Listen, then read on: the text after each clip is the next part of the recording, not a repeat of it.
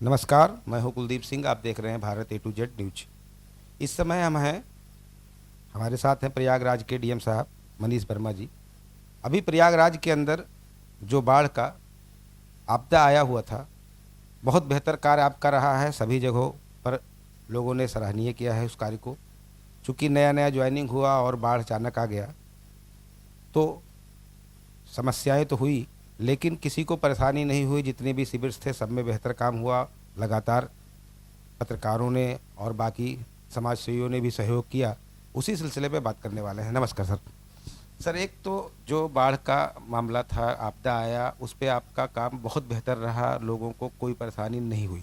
लेकिन अभी परसों की जो बारिश हुई थी, उस बारिश में जल भराव बहुत ज़्यादा हो गया।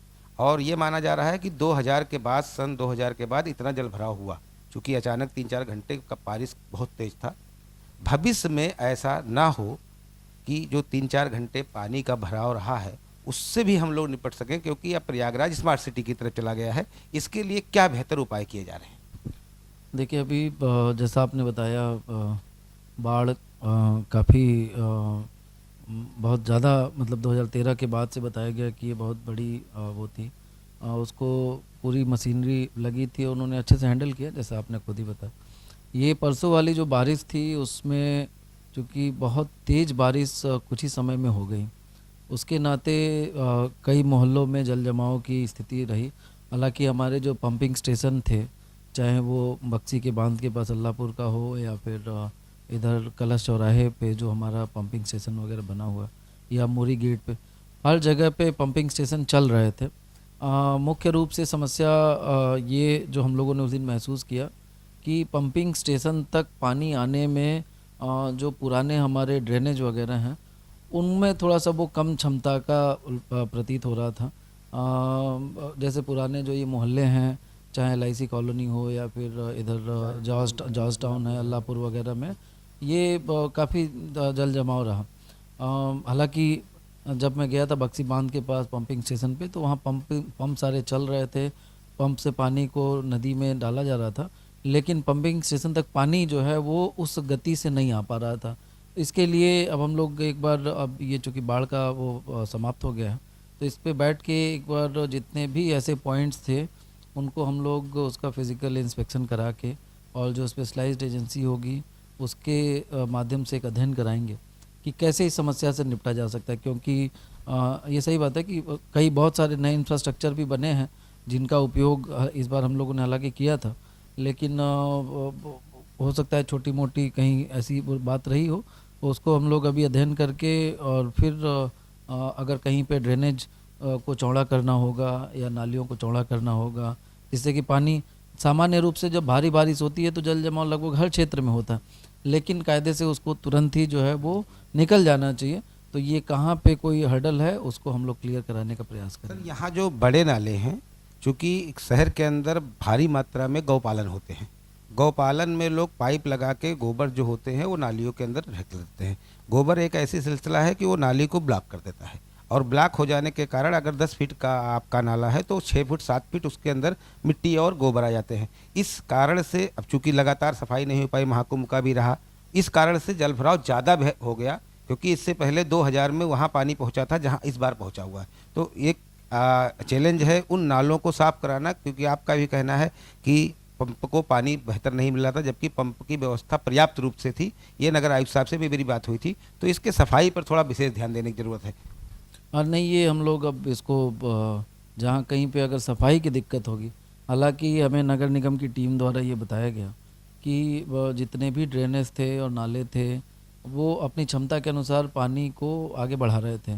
तो इसको चेक करा लेते हैं कि जो ऐसे क्षेत्र हैं जहाँ पे गौपालन वगैरह होता है वहाँ पे ड्रेनेज कहीं ब्लॉक तो नहीं है। अगर ब्लॉक होगा तो उसको हम लोग साफ़ सफाई करा लेंगे।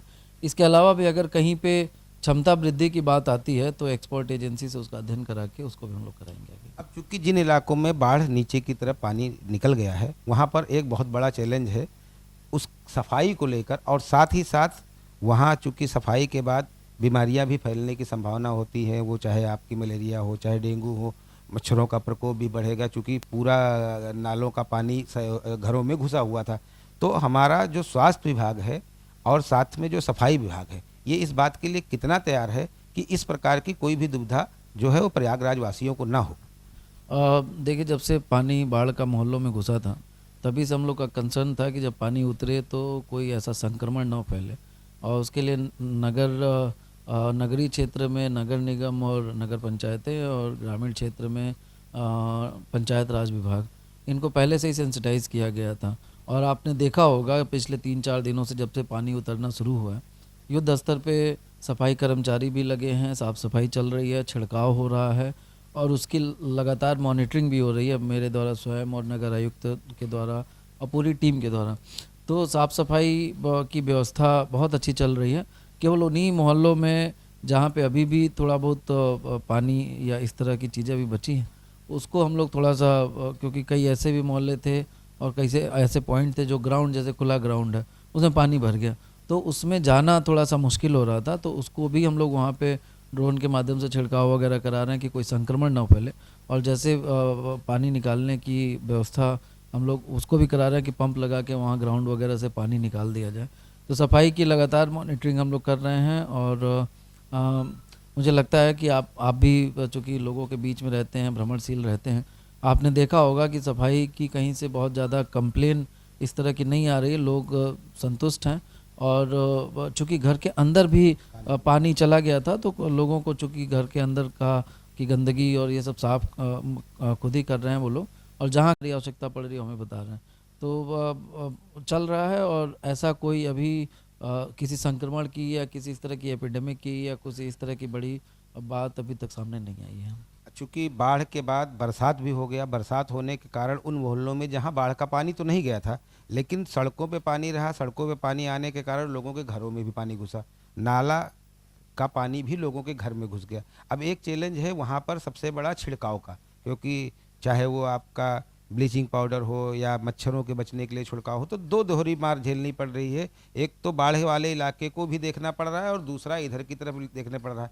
स्रोत लिमिटेड है, क्योंकि कहीं भी नगर निगम के पास भी अपना लिमिटेड स्रोत है। तो इसको और बेहतर कैसे कर सकते हैं कि जल्दी जल्दी लोगों को इस चीज़ से मुक्ति मिल जाए। इसमें मोहल्लेवार हम लोगों ने रोस्टर भी बनाया है। हालांकि हम लोग का ज़्यादा फोकस उन मोहल्लों में था जहाँ पे बाढ़ का पानी आया हुआ था और काफ़ी समय तक लोग परेशान थे। कई सारे लोगों को अपना घर छोड़ के राहत शिविरों में भी रहना पड़ा, तो उन मोहल्लों में भी हम लोगों ने फोकस किया था। लेकिन परसों की बारिश के बाद से अगर कहीं और पे कुछ मोहल्लों में ऐसी समस्या आई, तो जहाँ जहाँ से बात आई उसको हम लोगों ने अटेंड किया।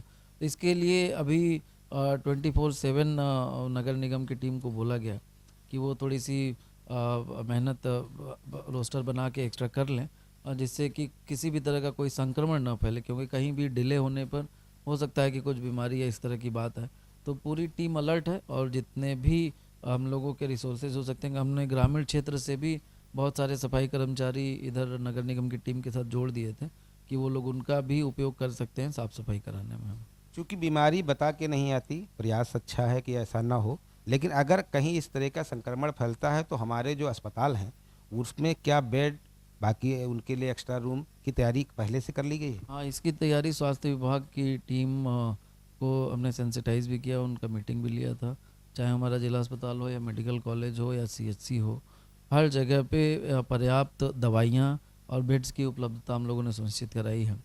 इसके अलावा जो प्राइवेट सेक्टर में बहुत सारे लोग प्राइवेट हॉस्पिटल्स में भी जाते हैं, तो आईएमए की भी जो टीम थी उनके साथ भी हमने मीटिंग करके उनको भी सेंसिटाइज कर दिया था। एक रेट लिस्ट हमने सीएमओ को बोला था कि वो करके उसको डिस्प्ले करा दे, जिससे कि किसी भी आम आदमी का वहाँ पे कोई समस्या ना हो। तो हमारे सरकारी व्यवस्थाएं भी पूरी तरह से तैयार हैं। और इसके अलावा अगर प्राइवेट सेक्टर की बात करें तो उस पर भी हम लोग नज़र बनाए हुए हैं कि किसी के साथ कोई भी गलत न व्यवहार हो और न ही उनका शोषण हो। चूँकि सफाई का मामला केवल सरकार या केवल नगर निगम के ही जिम्मेदारी नहीं होती, यहाँ के लोगों की भी जिम्मेदारी होती है। मिलकर काम करेंगे तो स्वच्छता ज़्यादा बेहतर बनाया जा सकता है। इसके लिए प्रयागराज वासियों से आपका क्या कहना है?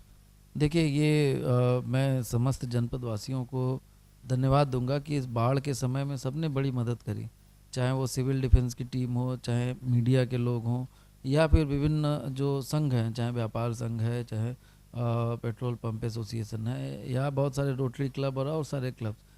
तो यहाँ के नागरिकों ने इस आपदा के समय में आगे बढ़कर प्रशासन का सहयोग किया, लोगों की मदद करी और सबने इसमें हमारा सहयोग किया।